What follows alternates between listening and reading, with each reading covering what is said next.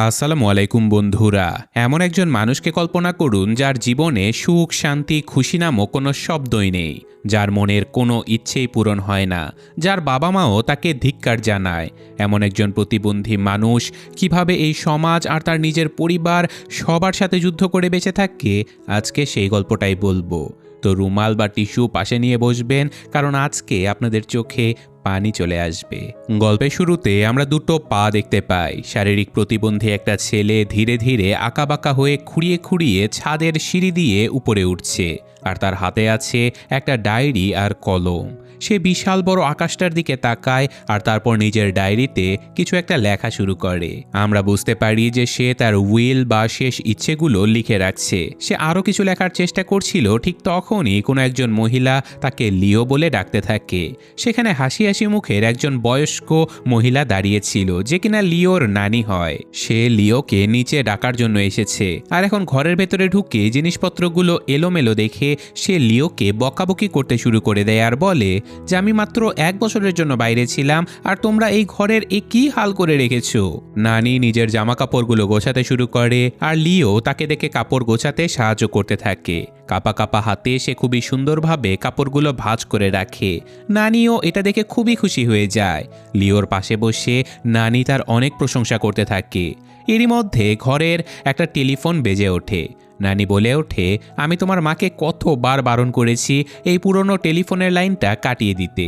কোনো ব্যবহার ছাড়াই বেকার এত এত বিল আসে, আর ফালতু কলও আসে। কিন্তু নানি যখন কলটা রিসিভ করে তখন সে অবাক হয়ে যায়, কারণ লিওর জন্য একটা ইন্টারভিউয়ের কল এসেছে। আসলে লিও কিছুদিন আগে কোনো একটা স্কুলে চাকরির জন্য আবেদন করেছিল। নানি জিজ্ঞাসা করে, তুমি কি যাবে ইন্টারভিউ দিতে? লিও মাথা নেড়ে হ্যাঁ বলে। তো যাই হোক, পরদিন লিওর জন্মদিন ছিল, যেটা পালন করার জন্য নানি তাকে একটা জায়গাতে নিয়ে আসে। আর সেখানে নানির সব পুরনো বন্ধুরা ছিল, আর তাদের সাথে নানি একটা ব্যান্ড গ্রুপও তৈরি করেছিল। সবাইকে নানি ইনভাইট করেছিল। নানি তার নাতির প্রশংসা করতে করতে বলে যে আমার লিও খুবই বুদ্ধিমান, ও ওর কলেজে পড়াশোনা করার সময় টপ করেছিল, আর এখন চাকরির অপেক্ষা করছে। সবাই মিলে লিওর জন্মদিন পালন করে, কিন্তু সবার নজর লিওর দিকেই ছিল। এখন লিও সবার সাথে তাল মিলিয়ে কিছুটা ড্রিঙ্কস করতে শুরু করে দেয়। যেহেতু নানি 1 বছর পরে ফিরেছে, তাই তিনি সবাইকে পার্টি দিচ্ছিল। সে জানায় যে তাকে একটা ট্রেডিশনাল কনসার্টের অফারও দেয়া হয়েছে। নানি তার বন্ধুদেরকে প্রস্তাব দিয়ে বলে যে আমাদের এখন থেকেই প্র্যাকটিস শুরু করতে হবে। এদিকে লিও, যে কিনা আগে কখনোই ড্রিঙ্কস করেনি, হঠাৎ করে তার শরীর খারাপ হতে শুরু করে। নানির সাথে সাথে তাকে নিয়ে বাড়িতে চলে আসে, কিন্তু ঘরে ঢোকার আগেই নানি ভয়ে ভয়ে সিঁড়িতে তাকে স্বাভাবিক করার চেষ্টা করে। কারণ যদি তার মেয়ে অর্থাৎ লিওর মা জানতে পারে, তাহলে সে হয়তো নানিকে খুবই বকাবকি করবে। কিন্তু সেটাই হয় যেটার ভয় নানি পাচ্ছিল। লিওর মা উপর থেকে তাদেরকে দেখে ফেলে। নানি তো ভয়ে রীতিমতো ঘামতে শুরু করে দেয়। লিওর মা নানিকে খুবই বকাঝকা করে বলে যে কেন আমাকে না জিজ্ঞাসা করে তুমি ওকে বাইরে নিয়ে গেলে? তুমি কি জানো না ওর কন্ডিশন? নানি বলে যে আজকে তো ওর জন্মদিন ছিল, ও কি নিজের জন্মদিনটাও পালন করতে পারবে না? লিওর মা বলে যে তুমি আমাকে বলো না কি করতে হবে, আমি ওর দেখাশোনা তোমার থেকে বেশি করি, আমার জন্যই ও বেঁচে আছে।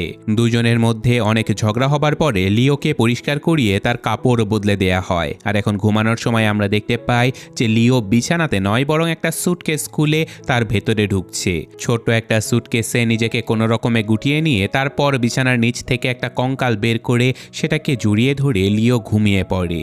আর এভাবে লিওর সুটকেসের ভেতরে ঘুমানোর কারণ আমরা গল্পের ভেতর দিকে জানতে পারবো।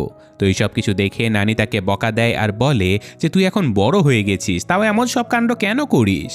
আর তারপর তাকে চাদর দিয়ে ঢেকে দেয়। আর এখন পরদিন সকালে খাবার টেবিলে লিওর মা আজকে লিওর কি কাজ আছে, যেমন তার ম্যাথ টিউশন আর বাকি সব কিছু নানিকে বুঝিয়ে দিয়ে লিওর মা আর বাবা দুজনেই অফিসের জন্য বেরিয়ে পড়ে। তারা যেতেই নানি জিজ্ঞাসা করে যে সত্যি করে বলতো আজকে তোর কি করতে ইচ্ছে হচ্ছে? লিও তার নানিকে বলে যে আজকে আমার টিউশনে যেতে ইচ্ছে করছে না। তারপর নানি তাকে অন্য কোথাও ঘুরতে নিয়ে চলে যায়। তো এখন আমাদের কিছুদিন পরের ঘটনা দেখানো হয়, যেখানে আমরা ছোট বাচ্চাদের স্কুলের দৃশ্য দেখতে পাই। লিও আসলে এই স্কুলে টিচার হবার জন্য ফর্ম পূরণ করেছিল, আর আজকে তাকে ইন্টারভিউয়ের ডেমো ক্লাস দিতে হবে। বাচ্চারা লিওর অদ্ভুতভাবে দাঁড়িয়ে থাকা দেখে অনেক হাসাহাসি আর মজা করতে থাকে। তারপর যখন সে কাপা কাপা গলায় নিজের পরিচয় দেয় তখন বাচ্চারা নিজেদের মধ্যে আরও হাসতে হাসতে বলে যে আরে এটা আবার কেমন অসুখ। তো এখন লিও বাচ্চাদেরকে একটা কবিতা শোনায় আর সেই কবিতার অর্থ সে এমন সুন্দরভাবে বাচ্চাদেরকে বুঝিয়ে বলে যে সবাই মুগ্ধ হয়ে যায়। লিওর আসলে একটা নিউরোলজিক্যাল ডিসঅর্ডার আছে, কিন্তু সে বাকিদের মতোই একজন স্বাভাবিক মানুষ যে কিনা সবকিছু বোঝে এবং জানে। এদিকে নানিও সবকিছু ফোনে রেকর্ড করে ফেলে। আর কবিতা শেষ হলে বাচ্চাদের সাথে সাথে পেছনে বসে থাকা টিচারেরা সবাই হাততালি দেয়। নানিও লিওকে খুবই অ্যাপ্রিসিয়েট করে। তো এখন ইন্টারভিউ শেষে স্কুলের প্রিন্সিপাল লিওকে ডেকে তার অনেক প্রশংসা করে, কিন্তু তার এই কন্ডিশনের কারণে বাচ্চারা তাকে মেনে নিতে পারবে না বলে সেটাও স্পষ্টভাবে লিওকে জানিয়ে দেয়। নানি বলে যে বাচ্চাদের তো লিওর কবিতা অনেক পছন্দ হয়েছে, আপনি দেখলেন না ওরা কেমন মনোযোগ দিয়ে সব শুনছিল। তো এখন নানি লিওর ব্যাপারে টিচারকে এইসব কিছুই বোঝাতে থাকে, কিন্তু এরই মাঝে লিও জানালা দিয়ে বাইরে বড় বড় চোখে তাকিয়ে দেখছিল এই সব কিছু, কারণ এই সব কিছুর পরে যে রেজাল্টটা হবে সেটা সে আগে থেকেই জানতো। তাকে এমন পরিস্থিতির মুখোমুখি সব সময়ই হতে হয়। তার ইন্টারভিউ ভালো হলেও চাকরিটা আর কখনোই হয় না। এখন নানি লিওকে নিয়ে একটা রেস্টুরেন্টে চলে আসে, আর নানি নিজের প্লেট থেকে বড় মাংসের টুকরোটা লিওর প্লেটে তুলে দিতে দিতে বলে যে তুই বেশি ভাবিস না ভাই, এইসব স্কুলের না কোনো ভবিষ্যৎ নেই, চাকরি হলেও আমি তোকে করতে দিতাম না, তুই এর চেয়ে অনেক ভালো কিছু করবি।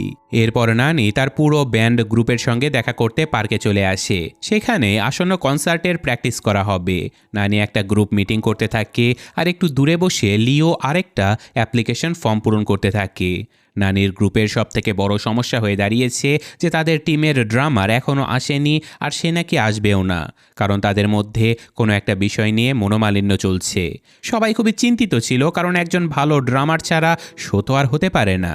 আসলে ড্রামার দিয়াও এই কারণেই রেগে আছে, কারণ তারা তাকে কথা দিয়েছিল যে তারা সবাই তার ছেলের নতুন দোকান থেকে সকল জিনিসপত্র কিনবে, কিন্তু কেউ সেটা কেনেনি। সেখানে যখন ড্রামারকে নিয়ে আলোচনা তুঙ্গে ছিল, ঠিক তখনই হঠাৎ নানি লিওর দিকে তাকায় আর বলে, পেয়ে গেছি সমাধান, আমাদের কাছে একজন ড্রামার তো আছে। আর দেখা যায় যে বাকি সবার নজর তখন লিওর দিকেই ঘুরে যায়। বসে বসে লিও নানিকে বলে যে আমি তো কখনো ড্রাম বাজাইনি, এটা এতটা সহজ নয়। নানি বলে যে তুই তো ছোটবেলায় চপস্টিক দিয়ে নুডলসের বাটিতে ড্রামের মতোই বাজাতি, মনে নেই? আমার বিশ্বাস তুই পারবি। লিও তবুও রাজি হয় না। এরপর লিও নানিকে নিয়ে বাড়িতে ফিরতে থাকে। ঠিক সেই সময় একটা মহিলা তার বাচ্চাকে কোলে নিয়ে বাসে উঠে পড়ে। লিও নিজের সিটটা সেই মহিলাকে ছেড়ে দেয়, আর নানি পাশের সিটেই বসেছিল। লিও আসলে পছন্দ করে না যে কেউ তার প্রতি কোনো দয়া দেখাক। নানি এটা খুবই ভালো করেই জানে, তাই তিনি নিজের সিট ছেড়ে লিওকে আর দেয় না। তো কিছুক্ষণ পর বাস ড্রাইভার হঠাৎ সজোরে ব্রেক কষে ফেলে, যার ফলে একটা জোরে ধাক্কা খেয়ে লিও ধপাস করে নিচে পড়ে যায়। নানি রেগে গিয়ে ড্রাইভারের উপরে চিৎকার করতে থাকে যে এইভাবে কেউ গাড়ি চালায় নাকি। ড্রাইভারও পাল্টা তেড়ে এসে বলে যে জানি না এইসব প্রতিবন্ধীরা সিট থাকতেও কেন সেখানে বসে না, আর যখন এতই সমস্যা তখন বাসে ওঠার দরকারটাই কি। এইসব কথা শুনে তো নানির মাথায় রীতিমতো রক্ত উঠে যায়। সে সমাজের সব থেকে বড় প্রশ্নটা করে বলে যে আসলে বিকলাঙ্গ মানুষেরা কি বাঁচার যোগ্য না, নাকি তারা বাসে চড়তে পারবে না। ড্রাইভার বলে যে দেখুন, আমার উদ্দেশ্য এমন ছিল না। তারপর নানি তাকে তার নাতির কাছে ক্ষমা চাইতে বলে, কিন্তু লিও তাকে বুঝিয়ে বারণ করে দেয়। তবে নানি এখনও ভীষণ রেগেছিল। এখন রাতের বেলা ডিনার করার সময় লিওর মা তাকে বলে যে তোমাকে তো আমি বলেছিলাম বাড়ির কাছের লোকাল প্রতিবন্ধী ইউনিভার্সিটিতে অ্যাপ্লাই করতে, আমি তোমাকে ক্র্যাম স্কুলে পাঠাচ্ছি, আবারও এক্সাম দিয়ে অ্যাডমিশনটা নিয়ে নাও। এই কথা শুনে লিওর মন খুবই খারাপ হয়ে যায়। লিও সেখান থেকে উঠে নিজের প্লেট নিজেই ধুয়ে রেখে এখান থেকে চলে যায়। আর লিও চলে যাবার পরে নানি তার মেয়েকে বলে যে তুই যে মা হতে চলেছিস এই কথাটা লিওকে কবে বলবি। সে বলে যে খুবই জলদি বলবো। অন্যদিকে লিও তার ঘরে বসে ওই বাস ড্রাইভার আর এই সিস্টেমের বিরুদ্ধে একটা কমপ্লেন লেটার লিখতে থাকে। নানিও ঘরে এসে সেটা দেখতে পায়। লিও জিজ্ঞাসা করে যে আমার কি এই মেলটা পাঠানো উচিত হবে। নানি বলে যে হ্যাঁ অবশ্যই। এখানে নানির সাথে লিওর কথা শুনে আমরা বুঝতে পারি যে লিও আসলে একটা নর্মাল ইউনিভার্সিটিতে পড়তে চায়। নানি লিওকে খুবই সাপোর্ট করে আর বলে যে তুমি তো এখন আর ছেলে নেই, তুমি একজন পুরুষ মানুষ হয়ে গেছো, আর মাঝে মাঝে একজন বুদ্ধিমান পুরুষকে নিজের স্বপ্ন পূরণের জন্য তার পরিবারের বিরুদ্ধেও যেতে হতে পারে। তো এখন পরদিন সকালে আমরা হঠাৎ লিওকে পার্কে একটা নতুন ড্রামের সাথে দেখতে পাই, কারণ গত রাতেই নতুন ড্রামার কিট কিনে দেবার শর্তে লিওকে রাজি করানো হয়েছিল। সে আঁকাবাঁকা হাতে ড্রামস্টিক ধরে ড্রাম বাজানোর অনেক চেষ্টা করে, আর চারপাশ থেকে তাকে ঘিরে দাঁড়িয়ে থাকে নানির ব্যান্ড গ্রুপের সকল সদস্যরা। তো কিছুক্ষণ পর লিওকে এভাবে ড্রাম বাজাতে দেখে গ্রুপের এক সদস্য বলে ওঠে যে এভাবে যদি ও ড্রাম বাজানো শেখে তাহলে তো সারাটা জীবন লেগে যাবে, শুধু শুধু সময়ের অপচয় হচ্ছে। এই কথা শুনে নানি প্রচণ্ড রেগে যায়, আর কথা কাটাকাটি হতে হতে নানির সাথে তার ঝগড়া বেঁধে যায়, আর তারপর ঝগড়াটা রীতিমতো হাতাহাতিতে গড়িয়ে যায়। নানি তার নাতির বিরুদ্ধে একটা শব্দ শুনতে পারে না, বিশেষ করে তার এই শারীরিক অবস্থা নিয়ে। কিন্তু বেচারা লিও এরই মাঝে ড্রাম বাজানোর অনাবরত চেষ্টা চালিয়ে যাচ্ছে। ঠিক তখনই তার কাছে একটা ফ্রিসবি এসে পড়ে। একটা মেয়ে দূর থেকে চিৎকার করে তাকে ফ্রিসবিটা ফেরত দিতে বলে, কিন্তু সে তো আর লিওর ব্যাপারে সবকিছু জানতো না। তাই লিও নিচে পড়ে থাকা ফ্রিসবিটা তোলার অনেক চেষ্টা করে, কিন্তু কোনোভাবেই সেটা তুলতে পারে না। ঠিক এই সময় ওই মেয়েটা ফ্রিসবিটা নিতে এখানে চলে আসে, আর ড্রাম দেখে মেয়েটা একটু অবাক হয়ে যায়, আর তারপর ড্রামের উপরে নিজের আঙুল দিয়ে একটা তাল বাজায়। লিও খুবই খুশি হয়ে যায়। ওই মেয়েটাও তাকে দেখে হাসে, আর তারপর সেখান থেকে চলে যায়। তার হাসিটা লিওর মনে একটা অন্যরকম অনুভূতি জাগিয়ে তোলে। লিও শুধু ওই মেয়েটার দিকে তাকিয়েই থাকে। লিওর মধ্যে একটা আলাদা পরিবর্তন লক্ষ্য করা যায়। তার মনও তো আসলে বাকিদের মতোই ছিল, তারও তো কাউকে ভালো লাগতেই পারে। ভাবনার সাগরে ডুবে থাকা লিওকে তার নানির একজন বন্ধু এসে বলে যে তোমার নানিকে একটু থামাও, কিন্তু লিও আনমনে বলেই ফেলে যে আমার নানি কখনো ঝগড়াতে হার মানে না। তো এখন তারা দুজনেই সিগন্যালে দাঁড়িয়েছিল। লিও ধীরে ধীরে ড্রাম বাজাতে থাকে, আর কিছুক্ষণ পর নানিও তাকে খুবই উৎসাহ দিতে দিতে তার সাথে ড্রাম বাজাতে শুরু করে দেয়। এদিকে ঘরে ফিরে এসে লিও আবারও একটা নতুন ইউনিভার্সিটিতে অ্যাপ্লাই করতে থাকে, আর ঠিক পরের মুহূর্তে নিজের হাতের আঙুলগুলোর দিকে তাকিয়ে তার ভাবনায় আবারও সেই মেয়েটা ফিরে চলে আসে, আর সে এবার তার ব্যাপারেই শুধু ভাবতে থাকে। আর এখন রাতের বেলা লিওর মা এসে তাকে বোঝাতে বোঝাতে বলে যে আমি আর তোমার বাবা একটা লং ভ্যাকেশনে যাচ্ছি, তুমি তোমার আর সাথে সাথে নানিরও একটু খেয়াল রেখো, আর ভালো করে পড়াশোনা করো। সে তার মাকে জিজ্ঞাসা করে যে তোমরা এত লম্বা সময়ের জন্য কেন যাচ্ছ। ঠিক তখনই নানিও সেখানে চলে আসে। মা তাকে ঘুমিয়ে পড়তে বলে সেখান থেকে চলে যেতে থাকে। লিও পেছন থেকে ডেকে বলে যে মা, যদি আমি সত্যি কোনো নর্মাল ইউনিভার্সিটিতে চান্স পেয়ে যাই তাহলে কি আমি পড়তে যেতে পারি? তার মা সোজা নিষেধ করে দিয়ে বলে যে তুমি এই কাছের প্রতিবন্ধী ইউনিভার্সিটি থেকেই পড়বে, আর নর্মাল ইউনিভার্সিটিতে পড়ানোর টাকা আমি তোমাকে দিতে পারবো না। এইসব কিছু বলে রাগ করে মা সেখান থেকে চলে যায়। তারপর নানি চুপিসারে সেখানে এসে বলে যে তুই চিন্তা করিস না ভাই, আমার নতুন ইনভেস্টমেন্ট থেকে ভালোই সেভিংস হচ্ছে, সেটা দিয়ে তোর পড়াশোনার সকল খরচ হয়ে যাবে। এখন পরের দিন সকালে সবাই প্র্যাকটিসের জন্য ওই একই পার্কে জড়ো হয়েছে। আজকে ওই মেয়েটা আবারও আসে, আর লিওর পাশে বসে তার ড্রামস্টিকগুলো ঠিক তার মতোই আঁকাবাঁকা আঙুল দিয়ে ধরার চেষ্টা করে। লিও আস্তে করে বলে যে তুমি তো চাইলে ওগুলো ঠিকভাবেও ধরতে পারো। মেয়েটা জিজ্ঞাসা করে যে ড্রাম বাজানো অনেক কুল তাই না? লিও বলে যে আমি জানি না, আমি তো এখনো শিখছি। তারপর মেয়েটা ড্রামে একটা বাড়ি মারে, আর দুজনেই হেসে ফেলে। এরই মাঝে এই ব্যান্ডের পুরনো ড্রামার দিয়াও সেখানে এসে পৌঁছে যায়, যাকে দেখে সবাই অবাক হয়ে যায়। আর দিয়াও বলে যে আমি শুনলাম কোনো নতুন ড্রামার নাকি তোমরা পেয়েছো। আর এখানে লিওকে দেখে সে হাসতে হাসতে বলে যে এই হলো নতুন ড্রামার, ও তো ঠিকমতো স্টিকই ধরতে পারে না, ও কিভাবে ড্রাম বাজাবে?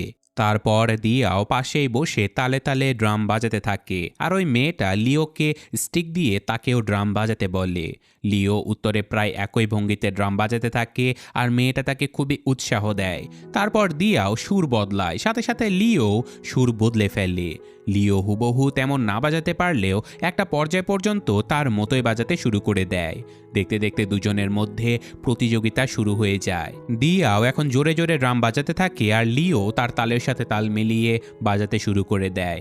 এটা দেখে সবাই অবাক হয়ে যায়, আর এই প্রতিযোগিতাটা হাড্ডাহাড্ডি হয়ে যেতে থাকে। দুজনেই ঘেমে ভিজে যায়, আর একটা সময় পর লিওর হাত থেকে স্টিক ফসকে পড়ে যায়, আর এদিকে দিয়াও নিজেও ড্রাম বাজানো থামিয়ে হাঁপাতে থাকে। সবাই হাততালি দেয়। লিও সেখানে সকলের মন জিতে নেয়, আর অন্যদিকে ওই মেয়েটা লিওর মন জিতে নেয়। এখন ওই মেয়েটা একটা ফেয়ার কম্পিটিশনের কথা তোলে। আসলে দিয়াও আর লিওর মধ্যে ড্রাম বাজানোর একটা প্রতিযোগিতা হবে, যে জিতবে সেই গ্রুপে চান্স পেয়ে যাবে। সবাই মেনেও নেয়। দিয়াও বলে যে আমি লিওকে তো অনেক কম ভেবেছিলাম, কিন্তু ও আসলে অনেক ভালো ড্রাম বাজাতে পারে। তো এরপর ওয়াশরুমে লিও আর ওই মেয়েটার মধ্যে একটু কথাবার্তা হয়। দুজনেই নিজেদের নাম বলে, আর এখানে ওই মেয়েটার নাম ছিল ইয়া। সে লিওর কাছে তার উইচ্যাট আইডি চায়। লিও বলে যে আমি উইচ্যাট ব্যবহার করি না, আর সপ্তাহে 3 দিন 2টা থেকে 4টা পর্যন্ত এই পার্কে এসে প্র্যাকটিস করি। লিও সব কিছু বলে যায়, আর মেয়েটা হাসতে হাসতে সেখান থেকে চলে যায়। সেই রাতে লিও ঘুমানোর সময় নিজের কল্পনার জগতে হারিয়ে যায়, যেখানে সে একেবারে সুস্থ ছিল আর ইয়ার সাথে একটা খোলা মাঠে দৌড়াতে থাকে, নাচতে থাকে, একটা মুক্ত পাখির মতো সে খুবই খুশি ছিল।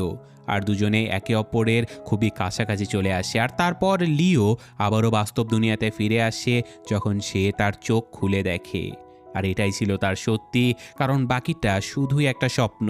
তো যাই হোক, লিও আসলে তার নিজের কলেজের ফিস নিজের টাকাতেই ভরতে চায়, তাই আজকে আবারও সে আরেকটা ইন্টারভিউ দিতে কোনো একটা ক্যাফেতে যাচ্ছে। নানি, যে কিনা সব সময় তার সঙ্গে থাকে, সেও তার সাথে যাবার জন্য বের হতে থাকে, কিন্তু লিও তাকে থামিয়ে দিয়ে বলে যে না নানি, আজকে আমি একাই যাব, প্লিজ আমার পেছনে এসো না। এরপরে লিও মেইন রোডে চলে আসে, আর সিগন্যাল ক্রস করার পর একবার পেছনে ফিরে তাকায়। তো যাই হোক, লিও ইন্টারভিউ দিতে ওই ক্যাফেতে পৌঁছে যায়। অন্যদিকে আমরা দেখতে পারি যে নানি নিজেও তার নাতিকে ছেড়ে যায়নি, তিনি তাকে ফলো করতে করতে ওই ক্যাফে পর্যন্ত পৌঁছে গেছে।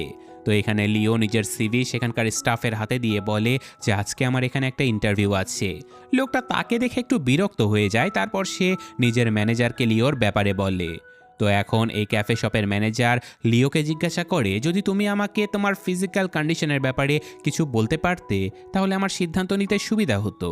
তো লিও ম্যানেজারকে জানায় যে তার সেরিব্রাল পালসি নামের একটা জন্মগত নিউরোলজিক্যাল ডিসঅর্ডার রয়েছে, যার কারণে ছোটবেলা থেকেই তার শরীরের ভারসাম্য বজায় রাখতে সমস্যা হয়। তারপর ম্যানেজার তাকে জিজ্ঞাসা করে, তুমি কতক্ষণ দাঁড়িয়ে এবং চলাফেরা করতে পারো? যার উত্তরে লিও খুবই সাহসের সাথে বলে যে দাঁড়িয়ে থাকতে পারি যতক্ষণ আমি চাই ততক্ষণ, আর হাঁটা চলা 10 মিনিট পর্যন্ত করতে পারি, তারপর আমাকে একটু বিশ্রাম নিতে হয়, তারপর আমি আবারও হাঁটতে পারি। ম্যানেজার আবারও বলে যে কিন্তু এখানে তো তোমাকে অনেক কাজ খুব তাড়াতাড়ি করতে হবে, অর্ডার নিতে হবে, মেনু সব মনে রাখতে হবে, ডিশ ধুতে হবে, এমনকি টাকার হিসাবও রাখতে হবে। আচ্ছা, তুমি কি আমাকে একটা ডেমো দিতে পারো যে তুমি এইসব কিছু হ্যান্ডেল করতে পারবে কি না? তো এখন লিও চুপচাপ হাঁটতে হাঁটতে ক্যাফের অন্য পাশে চলে যায়, আর একটা লম্বা শ্বাস নিয়ে গড়গড় করে সকল মেনু বলে ফেলে। সেখানে থাকা সকল লোকেরা তার দিকে অবাক হয়ে তাকিয়েছিল। দূর থেকে নানিও তার নাতিকে দেখছিল। লিও হাসতে শুরু করে, আর একটু বিশ্রাম নিয়ে সে আবারও মেনুগুলো বলতে থাকে, কিন্তু এবার একটু অন্য কায়দায়, একটু কবিতার ছলে, যা শুনে সবাই মন্ত্রমুগ্ধ হয়ে যায়। কারণ শারীরিক অক্ষমতা থাকা সত্ত্বেও তার এই অপার চেষ্টা দেখে নানির চোখে পানি এসে যায়। আর শুধু নানি বা কেন, আমার নিজেরও চোখ ভিজে গিয়েছিল এই সিনে এসে। তো যাই হোক, ম্যানেজার তার এই চেষ্টায় খুবই খুশি হয়ে যায়, কিন্তু তিনি বলে আমি তো একজন নর্মাল মানুষকে চাকরিতে রাখতে চাই। যার উত্তরে লিও খুবই আফসোসের সাথে বলে যে এক্স্যাক্টলি, আপনি হয়তো জানেন না আমিও একজন নর্মাল মানুষই, আমার বুদ্ধিও কিন্তু কারো থেকে কম নয়। তো এরপর আমরা দেখতে পাই যে নানি আর নাতি দুজনেই কোনো একটা রেস্টুরেন্টে বসে খাবার খাচ্ছে। লিও যখন রাস্তা ক্রস করছিল তখনই সে বুঝে ফেলেছিল যে নানি আসলে তাকে ফলো করছে। তো নানি জিজ্ঞাসা করে ইন্টারভিউ কেমন হলো? লিও চুপ করে থাকে। তারপর নানি তাকে বোঝাতে বোঝাতে বলে যে ভালোই হয়েছে ওখানে হয়নি, এসব কফি শপ টপ দেখবি আর বেশি দিন চলবেই না, শুনেছি কফিও নাকি শরীরের জন্য অনেক ক্ষতিকর। তো এখন লিও আস্তে করে তার নানিকে বলে ফেলে যে নানি, তুমি কি আমাকে একটা ব্যাংক অ্যাকাউন্ট খুলে দেবে? নানি জিজ্ঞাসা করে কেন রে? লিও বলে যে কারণ আমার নিজের স্যালারি নিতে হবে। তো নানি একদম অবাক হয়ে যায় আর খুশিতে লাফিয়ে ওঠে, তোর চাকরি হয়ে গেছে? আমার লিও এখন বড় হয়ে গেছে, এখনও নিজের পছন্দের সব কিছু করতে পারবে, তুই তো বড়লোক হয়ে গেলি রে। তখন লিও বলে যে আমি চাকরি টাকার জন্য করছি না নানি, বরং মর্যাদা আর নিজের আত্মসম্মানের জন্য করছি, যেটা আমার জন্য খুবই জরুরি। নিজের নাতির মুখে এত গভীর কথা শুনে নানির চোখ একেবারে ভিজে যায়। নানি যে কতটা খুশি হয়েছিল তা বলে বোঝানো মুশকিল। সে লিওকে শক্ত করে জড়িয়ে ধরে এমন একটা হৃদয় ভাঙা সমাজে, যেখানে এমন মানুষদেরকে শুধুই অবহেলা করা হয়, সেখানে তাদের কাছে এমন প্রেরণা দেওয়া মানুষের খুবই দরকার পড়ে।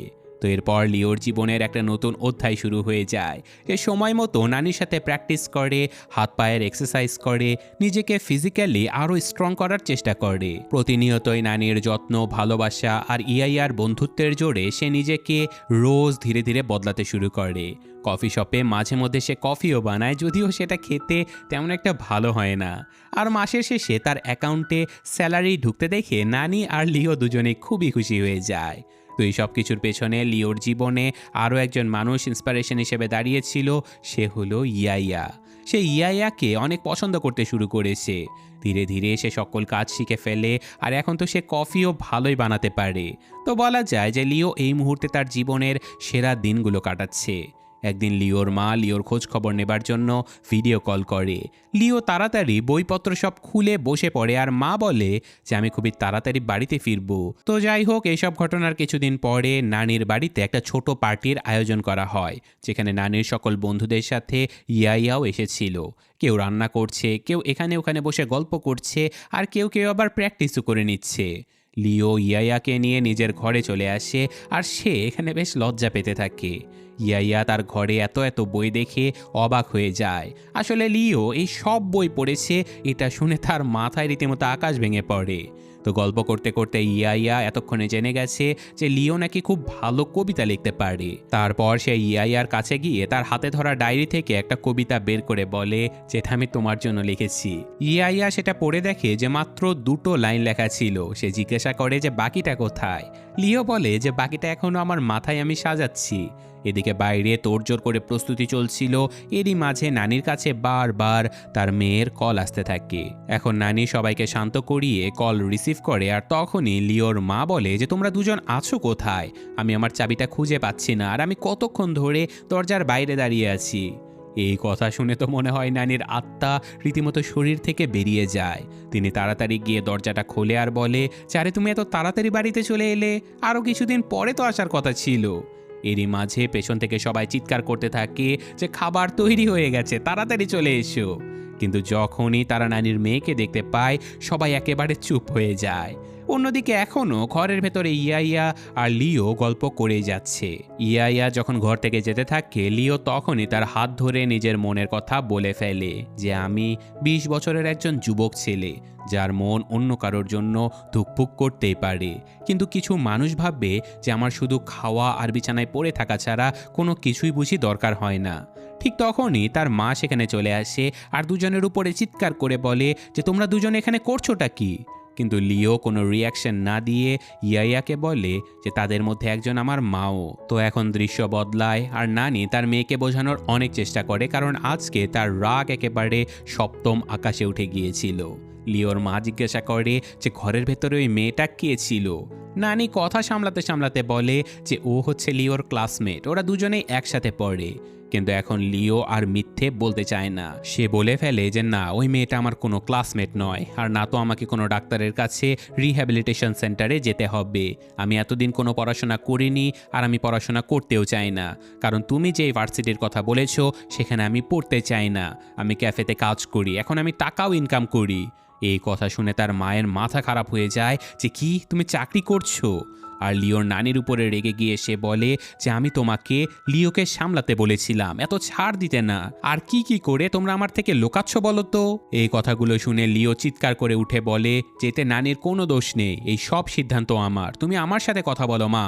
আমি নর্মাল একটা ভার্সিটিতে পড়তে চাই, আমি একজন টিচার হতে চাই, আর আমি নিজেই নিজের টাকা ইনকাম করে নিজের ভার্সিটির ফিস দিতে চাই। লিওর মা বলে যে দেখো, টাকা কোনো ব্যাপার না, কোনো নর্মাল ইউনিভার্সিটি তোমাকে অ্যাকসেপ্টই করবে না। লিও জিজ্ঞাসা করে কিন্তু কেন? আমার কাছে তো সব যোগ্যতা আছে, আমি ভালো রেজাল্ট করেছি, আমি পড়াশোনা করে একজন ভালো টিচার হতে চাই। লিওর এই কথায় তার মা উত্তর দেয়, যদি তুমি ইউনিভার্সিটিতে অ্যাডমিশন পেয়েও যাও, কিন্তু তারপরে কি? তুমি কি একজন ভালো টিচার হতে পারবে? টিচার হওয়া এতটা সহজ নয়। একজন টিচারকে দীর্ঘ সময় দাঁড়িয়ে থাকতে হয়, ছাত্রছাত্রীদের সাথে কথা বলতে হয়, সেই ক্ষমতা তো তোমার ভেতরে নেই। আর সমাজ কি বলবে? যে মানুষ নিজেকেই সামলাতে পারে না, সে সমাজকে, তার ছাত্রছাত্রীকে কিভাবে সামলাবে? তোমার কি এইসব মজা মনে হয়? মায়ের এই কথাগুলো লিওর বুকে একেবারে তীরের মতো গিয়ে বিঁধে যায়। সে হঠাৎ করে কেঁদে ফেলে আর তার মাকে জিজ্ঞাসা করে বসে, আমাকে কে জন্ম দিয়েছে মা? আমার এই অবস্থার জন্য কে দায়ী? আমি কি বলেছিলাম আমাকে এমন প্রতিবন্ধী হিসেবে দুনিয়াতে আনো? মানুষ কি এই ব্যাপারে তোমাকে কোনো প্রশ্ন করতে পারে না? লিওর মা এই কথা শুনে একেবারে নিশ্চুপ হয়ে যায়। সেখানে দাঁড়িয়ে থাকা তিনজনের কেউই কোনো কথাই বলতে পারে না। পরিবেশটা মুহূর্তেই একেবারে ভারী হয়ে ওঠে। আসলে কার দোষ? যে মানুষটা এই পরিস্থিতির শিকার, নাকি এই সমাজের যারা সব সময় সেই মানুষদের খুঁত ধরার জন্য দাঁড়িয়ে থাকে? তো এখন আমরা দেখতে পাই যে লিও ছাদের উপরে চুপচাপ বসে আছে। যে ইউনিভার্সিটিতে সে অ্যাপ্লাই করেছিল সেখানে সে ফোন করে আর মেইল করে আবারও জানতে চায়, যদি আমি একজন শারীরিক অক্ষম স্টুডেন্ট হই তাহলে কি রোগের কারণে আমি ভর্তি হতে পারবো না? তারপর সে অ্যাডমিশন অফিসে কলও করে, কিন্তু এখন রাত হয়ে গেছে তাই অফিস বন্ধ ছিল। আমরাও তার মনের ভেতরে চলা এই ঝড় তুফানটা অনুভব করতে পারি। সে আসলে জানতে চায় যে আসলে সমাজ কি তাকে মেনে নেবে না। এরই মধ্যে নানি খাবার নিয়ে ছাদে চলে আসে আর লিও নানিকে জিজ্ঞাসা করে যে, নানি আমি কি ড্রাইভিং লাইসেন্স পেতে পারি? নানি বলে যে, কেন? গাড়ি চালানো শিখে তুই কি আমাদের থেকে দূরে চলে যাবি? লিও বলে যে, এমনটা চাইলে তো এখান থেকে লাফ দিলে আমি আরো তাড়াতাড়ি তোমাদের থেকে অনেক দূরে চলে যেতে পারি। নানি তার পিঠে একটা থাপ্পড় দিয়ে বলে যে, খবরদার এমন কথা আর কখনো বলবি না। কিন্তু লিও এখন আর আগের মতো হাসি খুশি ছিল না। সে বেশ চুপচাপ হয়ে গিয়েছিল, যেন সে নিজের আত্মবিশ্বাস একেবারে হারিয়ে ফেলেছে। নানি তাকে সময় মতো ট্রেনিং সেন্টারে নিয়ে যায়, যেখানে তার মতোই আরও অনেকেই রয়েছে। সে কিছু মায়েদের তার ছোট বাচ্চাদের জন্য কান্নাও করতে দেখে। তো এখন বাড়িতে ফিরে এসে সে তার মায়ের গায়ে চাদর জড়িয়ে দেয় আর কিছুক্ষণ মায়ের কাছে বসে থাকে। যেই রাতে সে তার মায়ের সাথে খারাপ ব্যবহার করেছিল, এটার জন্য হয়তো তার অনেক খারাপ লাগছে। তো যাই হোক, নানি এখন তার সকল শখ পূরণ করার চেষ্টা করে। নানি এখন লিওকে নিয়ম করে ট্রেনিং সেন্টারেও নিয়ে যায় আর দেখতে দেখতে সেই দিনটাও চলে আসে। আজকে লিও আর সেই পুরনো ড্রামার দিয়াওয়ের মধ্যে ভোটিং হবে। যে জিতবে সেই কনসার্টের ড্রামার হবে। কিন্তু দিয়াও তো এখন লিওকে আর নিজের কম্পিটিটর মনেই করে না। সে তাকে নিজের নাতির মতো ভেবে নিয়েছিল আর হয়তো সেও এটাই চায় যে লিওই ওই কনসার্টে ড্রাম বাজাক। কিন্তু হঠাৎ করে দিয়াওয়ের শরীর খারাপ হয়ে যায় আর তাকে সাথে সাথে হাসপাতালে নিয়ে যাওয়া হয়। নানি ওই পার্কে ছিল, ঠিক তখনই নানির ফোনে একটা টেক্সট আসে। নানি কিছুক্ষণ দাঁড়িয়ে থাকে। সে বুঝতে পারে না যে লিওকে কথাটা কিভাবে বলবে। কিন্তু তারপর নানি তাকে বলে যে, তুমি এখন বড় হয়ে গেছো ভাই, নিজের বোনকে দেখতে যাবে না? এরপর লিও আর নানি দুজনে হাসপাতালে পৌঁছে যায় আর এখানে লিওর মাকে ওয়াশরুমে নিয়ে যাওয়া হয়। সবাই সেখানেই ব্যস্ত ছিল আর লিও ধীরে ধীরে তার ছোট বোনের কাছে চলে যায়। সে তো জানতোই না যে তার একটা বোন হতে চলেছে। বোনকে দেখে তার মুখে হাসি ফুটে ওঠে। সে একটু দূর থেকে দাঁড়িয়ে দাঁড়িয়ে তার বোনকে দেখছিল। এরই মধ্যে বাচ্চাটা কাঁদতে শুরু করে দেয় আর লিও বুঝতেই পারে না যে সে এখন কি করবে। সে তাকে চুপ করানোর জন্য তার কাছে চলে যায় আর ঠিক তখনই তার মা ওয়াশরুম থেকে বেরিয়ে চিৎকার করে ওঠে যে ওকে ধরবে না। মা ভেবেছিল যে লিও হয়তো এই বাচ্চাটাকে কাঁদিয়েছে। লিও কিছুই বলে না, কিন্তু তার মনে খুবই আঘাত লাগে।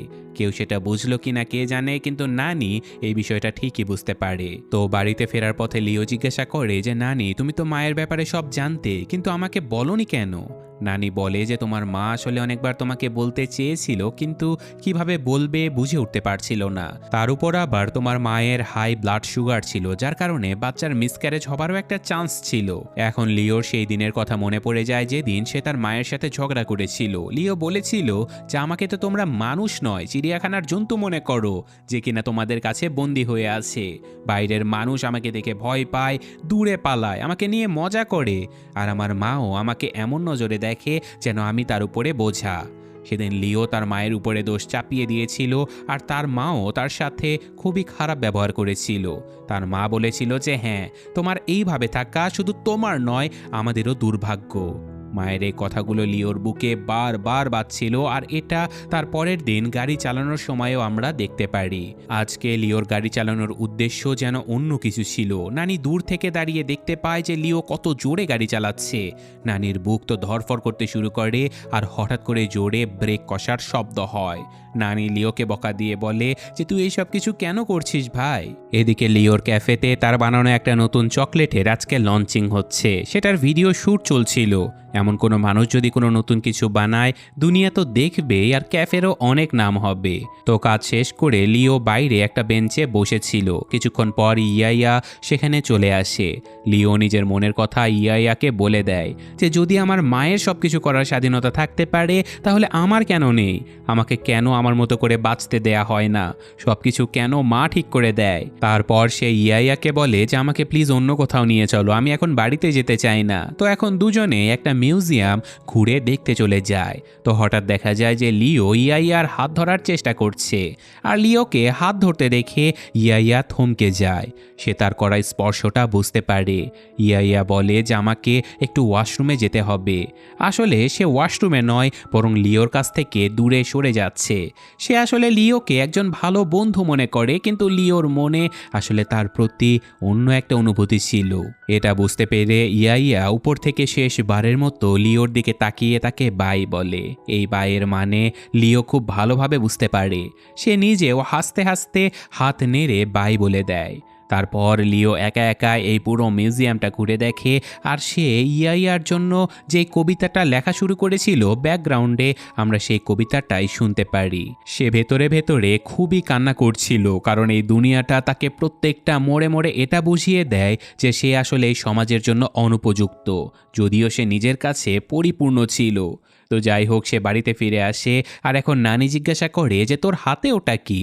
লিও বলে যে আমি মায়ের জন্য নিজের হাতে বানানো ক্যান্ডি নিয়ে এসেছি, ওটা মায়ের জন্য আমার তরফ থেকে উপহার। নানি সাথে সাথে বক্স খুলে খুশি হয়ে ক্যান্ডি খেয়ে নেয় আর বলে যে তোর মা তো এটা খেতে পারবে না, ওর তো হাই ব্লাড সুগার রয়েছে। এতটুকু বলে নানি রান্নাঘরে চলে যায়। আর এখন লিও প্রচণ্ড রাগে কষ্টে একটার পর একটা ক্যান্ডি মুখে ভরতে থাকে, কারণ আজকে সে তার প্রিয় মানুষটাকে হারিয়েছে, আর তারপর মায়ের জন্য উপহার নিয়ে এসেছে, সেটাও তার মা গ্রহণ করেনি। তো এরপর তো সে ক্যান্ডির র্যাপার না খুলে ইচ্ছে করে ক্যান্ডিগুলো মুখের ভেতরে ভরতে শুরু করে, যার ফলে একসময় ক্যান্ডিগুলো তার গলায় আটকে তার দম বন্ধ হয়ে যেতে থাকে। তার অবস্থা প্রচণ্ড খারাপ হয়ে যায়, আর সাথে সাথে নানি দৌড়ে আসে।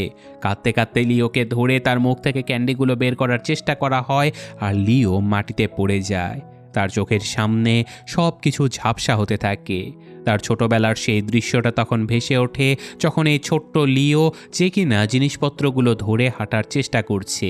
সেদিন সে নিজেকে একটা ট্রাভেল ব্যাগের মধ্যে লুকিয়ে ফেলেছিল, আর তার বাবা মা তাকে অনেক খোঁজাখুঁজি করে ক্লান্ত হয়ে বসে বসে একে অপরের সাথে কথা বলছিল। তারা বলছিল যদি আমরা সত্যি আর লিওকে কখনো খুঁজে না পেতাম তাহলে আমাদের জীবনটা আরও কত ভালো আর সুন্দর হতে পারত, তাই না? আর এই সব কিছু ব্যাগের মধ্যে লুকিয়ে থাকা সেই ছোট্ট লিও শুনে ফেলেছিল।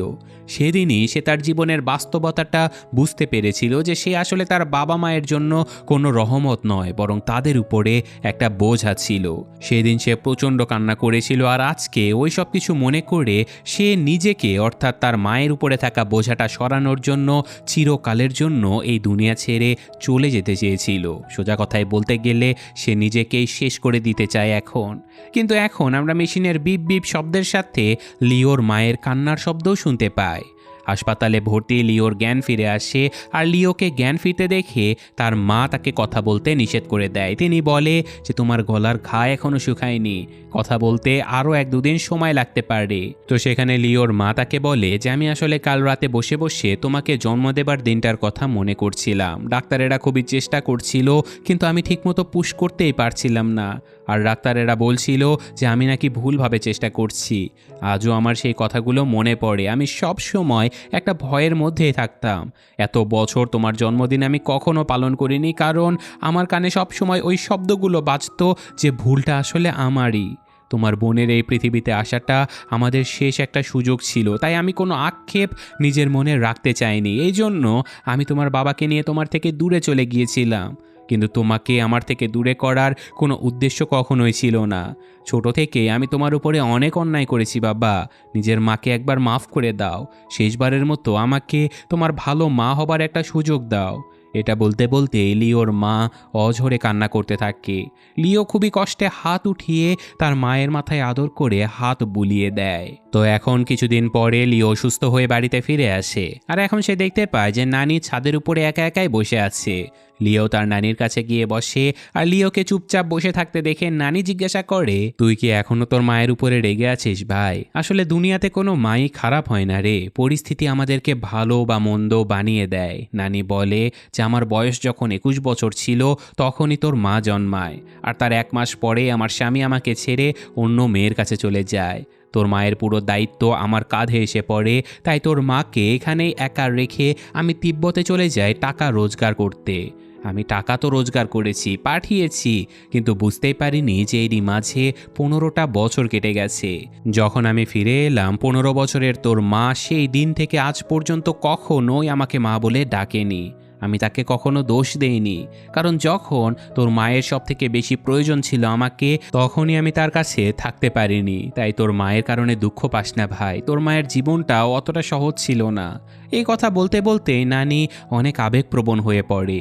কিন্তু লিও বলে যে তুমি তো তোমার নাতির জন্য খুবই ভালো একজন নানি হয়েছ, তুমি আমার অনেক খেয়াল রেখেছ। আর তারপর মনের গভীরে আঘাত করার মতো একটা প্রশ্ন সে নানিকে জিজ্ঞাসা করে যে আচ্ছা নানি, আমার ছোট বোন কি আমাকে তার ভাইয়ের মতো মেনে নিতে পারবে? নানি শুধু ছলছল করে তার দিকে তাকিয়ে থাকে। তো এখন ঘুমাতে যাবার সময় হঠাৎ করে নানি বলে যে তুই যখন হাসপাতালে ভর্তি ছিলি তোর জন্য একটা চিঠি এসেছিল। লিও সেই মুহূর্তে চিঠিটা দেখার জন্য বাইরে চলে আসে। ড্রয়িং রুমে সে একটা খাম দেখতে পায় আর সে ধীরে ধীরে খামটা খোলে আর ভেতরের চিঠিটা পড়তে থাকে। চিঠি পড়তে পড়তে তার চোখ দিয়ে পানি গড়িয়ে গড়িয়ে পড়ে, তার হাত কাঁপছে, কিন্তু এগুলো কোনো দুঃখের কান্না ছিল না।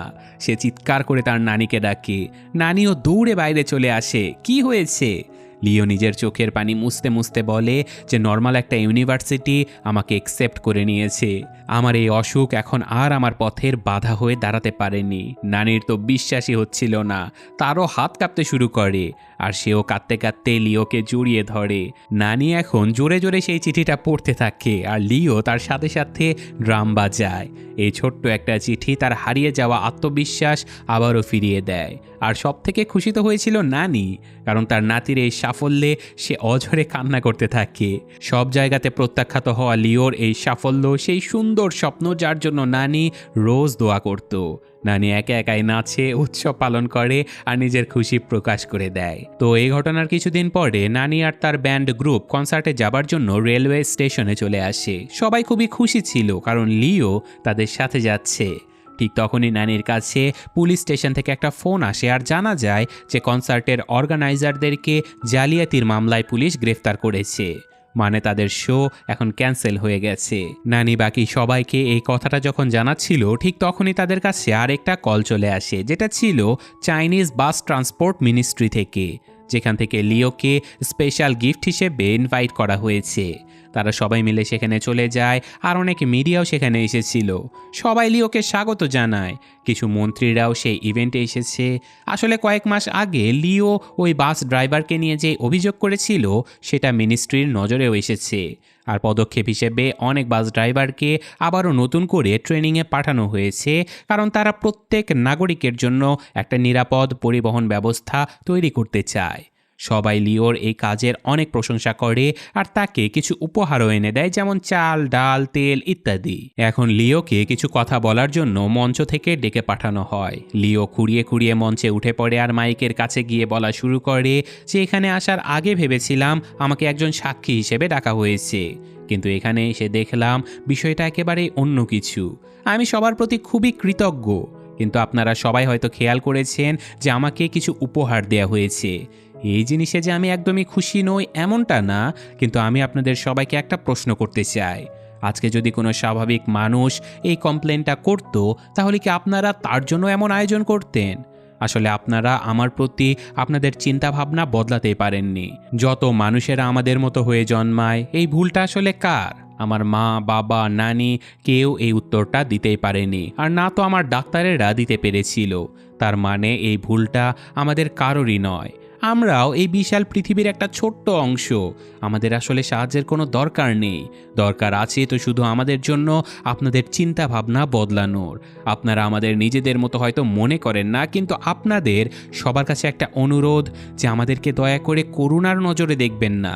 ওই চাল ডাল তেলের উপহারের চেয়ে বড় উপহার আমাদের মতো মানুষদের জন্য এটা হবে যদি আপনাদের চিন্তাভাবনা আর নজর আমাদের মতো মানুষদের প্রতি একেবারেই বদলে যায়। সামনে বসে থাকা আমার নানি আর তার বন্ধুরা সেই সব হাতে গোনা মানুষদের মধ্যে একজন যারা কখনোই আমার প্রতি করুণা করেনি। তাদের প্রতি আমি অনেক কৃতজ্ঞ।